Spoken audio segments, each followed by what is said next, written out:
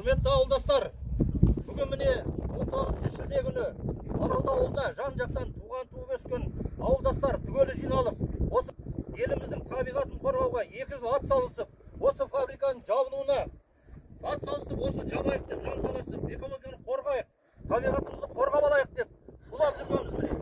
Бүгінгі жиналысқа барлық қатысуға шақырылған экологтар, министрлер, акимат шендіктері бәрі келеміз деп обещать етіп, бүгін келмей қара халықты тағы бір алдауға ұрып жықты.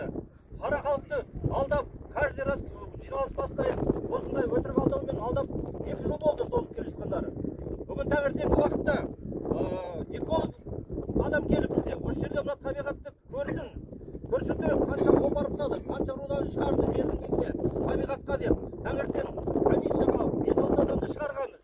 Таңертең 9-да келген кісілердің алдынан 2 джиппен қанша қарулы адамдар шығып, қолдарындағы телефонын алып таптап, қысым көрсетіп, әкелерді қорқытып, атамыз, қырамыз, жоямыз деген қоқан-қолқы көрсетіп отыр. Оның бәрін жоғары жақтағылар біліп отыр. Олар сондықтан бұны келмейді қылып отыр. Біздің халықты әбден ашуға заландырды. Осындайға итермелеп отыр. Енді соны халық бағанда жиналыста тосып, өз шешімдерін қабылдап, халық қашанғы шыдайды бүгін.